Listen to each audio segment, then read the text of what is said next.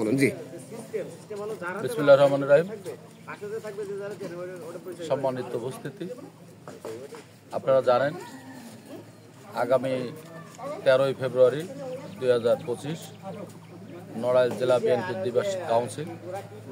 সেই কাউন্সিলে আমি সাংগঠনিক সম্পাদক প্রার্থী হিসাবে নড়াইল জেলার 39টি ইউনিয়ন এবং 3টি পৌরসভার 27টি ওয়ার্ডে ইতিমধ্যে এক এবং একাধিকবার আমি ঘুরেছি।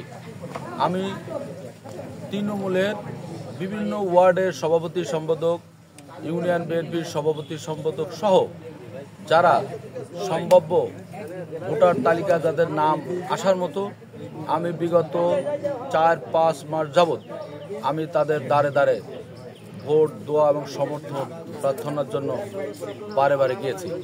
আপনারা জানেন আমি এই উপজেলার, এটা লোহাগড়া উপজেলা, এই নড়াইল জেলার লোহাগড়া উপজেলায় সবসময় একটি রাজনৈতিক চর্চার উপজেলা। এই উপজেলায় রাজনৈতিক চর্চা হয়। এই উপজেলার অনেক শিক্ষা দীক্ষায় বিভিন্নভাবে এই উপজেলা অন্যান্য উপজেলার থেকে এগিয়ে, এটা সবার কথা।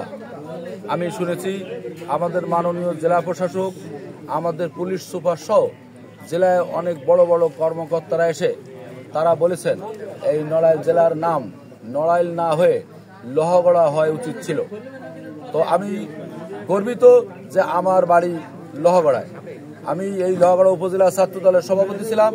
আমি নড়াইল জেলা ছাত্র দলের সিনিয়র যুগ্ম সাধারণ সম্পাদক ছিলাম। পরবর্তীতে আমি জেলা ছাত্র দলের ভারপ্রাপ্ত সাধারণ সম্পাদক হিসাবে আমি কাজ করেছি। আমি নড়াইল জেলা বিএনপির ছাত্র বিষয়ক সম্পাদক ছিলাম। আমি বর্তমানে নড়াইল জেলা বিএনপির দপ্তর সম্পাদক হিসাবে দায়িত্ব পালন করছি।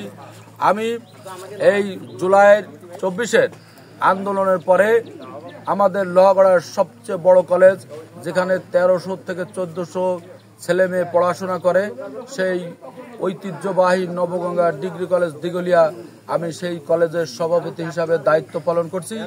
আমি লোহাগড়া এই কৃষক সমবায় সমিতি অর্থাৎ বিআরডিবির চেয়ারম্যান হিসাবে আমি দায়িত্ব পালন করেছি। আমি বিভিন্ন জায়গায় বিভিন্নভাবে খেলাধুলা থেকে শুরু করে সমস্ত পর্যায়ে আমি আমার কিছু না কিছু অবদান রাখার জন্য আমি চেষ্টা করে যাচ্ছি। আমার অনুরোধ যে আগামী 13 তারিখে যে কাউন্সিল হবে, এই কাউন্সিলে আমি যেহেতু সাংগঠনিক সম্পাদক প্রার্থী হয়েছি, আমি আমার ভোট চাবো, এটাই স্বাভাবিক। কিন্তু আমার দাবি, সম্মানিত ভোটারদের কাছে আমার দাবি, যদি সাংগঠনিক সম্পাদক পদে আমার আরও যে সকল ভাইয়েরা প্রতিদ্বন্দ্বিতা করবে, তারা যদি আমার থেকে বেশি যোগ্যতা সম্পন্ন হয়, অবশ্যই আপনারা তাদেরকে ভোট দেবেন। আর যদি আপনাদের বিবেক বিবেচনায়, আপনাদের বিচারে, সমস্ত ভোটারদের বিচারে যদি আমাকে যোগ্য মনে করা হয়, তাহলে অবশ্যই আমাকে ভোট দেবেন। আপনারা জানেন বিগত দিনে, বিগত এই জালেম সরকার, ফ্যাসিস্ট আওয়ামী সরকার, শেখ হাসিনার সরকারের সময় এই 17টি বছর, আপনারা সাংবাদিক ভাইরা এবং আমার আশপাশে যারা আছে আপনারা সকলে জানেন, আমাদের জেল খাটা লাগতো, মাসিক জেল, অর্থাৎ প্রতি মাসেই প্রায় আমার জেলে যাওয়া লাগতো। আমার জেলখানা যাওয়ার জন্য আমার পোশাক আশাক ব্যাগ সবসময় আমার পরিবার থেকে রেডি করা থাকতো।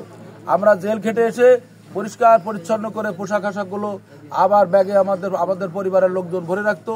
যখনই শুনতো আমি ধরা পড়ে গেছি, যখনই শুনতো আমরা জামিন হচ্ছে না, ক্যান্সেল হয়ে গেছে, আমরা জেলখানা যাচ্ছি, অটোমেটিক আমাদের পরিবারে কাউকে বলা লাগতো না, আমাদের কাছে আমাদের জেল খাটার যে ব্যাগ, যে পোশাক আশাক, সেটা আমাদের হাতে পৌঁছে যেত।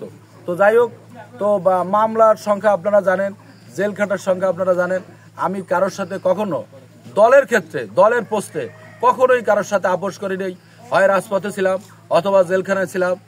এই সরকারের, সেই আমলের ফ্যাসিস্ট সরকারের অসংখ্য নির্যাতন, শারীরিকভাবে আমি একাধিকবার অ্যাসল্ট হয়েছি, আপনারা জানেন। আমি অ্যাসল্টে হাসপাতালে গিয়েছি, সেখানেও আমরা চিকিৎসা পাইনি, উল্টা আমাকেই আবার গ্রেফতার করার জন্য চেষ্টা চলেছে। এই নড়াইল জেলার পুলিশ সুপার, লোহাগড়ার থানার ভারপ্রাপ্ত কর্মকর্তা তথা বিভিন্ন পর্যায়ের অফিসাররা বলেছে, এই নড়াইল জেলা বিএনপিকে আপনি বাঁচিয়ে রেখেছেন, আপনি চাঙ্গা রেখেছেন, আপনাকে গ্রেফতার করলে এই নড়াইল জেলা বিএনপি বাধাগ্রস্ত হবে, এখানে কোনো রাজনৈতিক কর্মসূচি পালন হবে না, অতএব আপনাকেই গ্রেফতার করতে হবে। এই জিনিসগুলো আপনারা সেই সময়কার যারা ছিল সকলেই জানে। এই জন্য আমি নিজের কথা নিজে বলবো না। আপনাদের সবার কাছে আমার অনুরোধ, আমার অতীত কর্মকাণ্ড, আমার বর্তমান কর্মকাণ্ড এবং ভবিষ্যতে যদি আমার প্রতি কারোর আস্থা থেকে থাকে, সে অবশ্যই আমাকে সে তার মূল্যবান ভোটটি দিয়ে আমাকে জেলা বিএনপির সাংগঠনিক সম্পাদক নির্বাচিত করে আগামী দিন নড়াইল জেলা বিএনপিকে আরো ঐক্যবদ্ধ এবং সুসংগঠিত করে সামনে এগিয়ে নেওয়ার জন্য আমাকে সেই আংশিক হলেও দায়িত্বভারটা দেবে, এই আশা ব্যক্ত করে আমি সকলকে ধন্যবাদ জানাচ্ছি। আসসালামু আলাইকুম।